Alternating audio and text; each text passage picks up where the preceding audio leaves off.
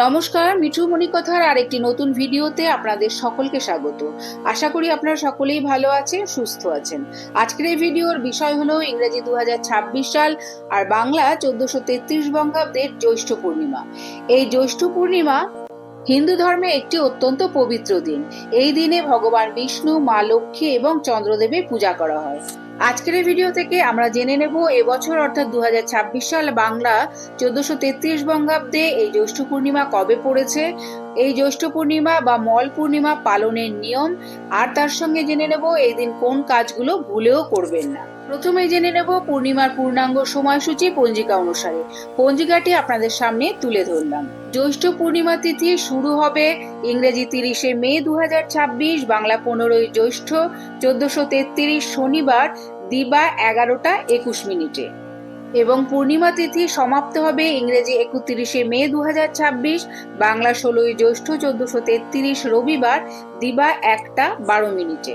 পূর্ণিমার নিশি পালিত হবে ইংরেজি 30শে মে 2026, বাংলা 15ই জ্যৈষ্ঠ 1433 শনিবার এবং পূর্ণিমার উপবাস পালিত হবে ইংরেজি 31শে মে 2026, বাংলা 16ই জ্যৈষ্ঠ 1433 রবিবার।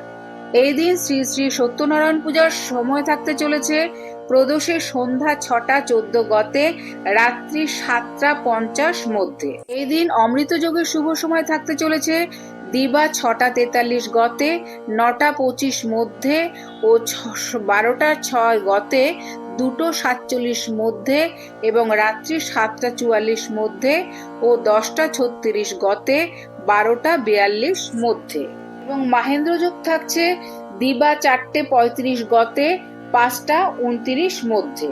এবারে জেনে নেব এই পবিত্র দিনে কোন কাজগুলো একেবারেই ভুলেও করবেন না।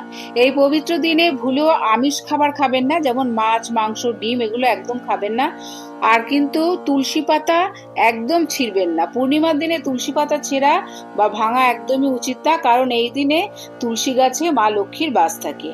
আর তার সঙ্গে আর কি করবেন না, কালো পোশাক বা একদম ব্যবহার করবেন না। এই দিনে কালো রঙের পোশাক বা কোনো কালো বস্তু ব্যবহার না করাই ভালো, কারণ এটি নেতিবাচক শক্তি বা দারিদ্র্য নিয়ে আসতে পারে।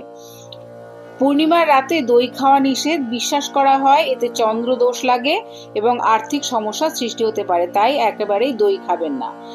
অশোভন আচরণ ও কলহ। পরিবারে কারোর সাথেই এদিন ঝগড়া বিবাদ করবেন না বা খারাপ ব্যবহার করবেন না।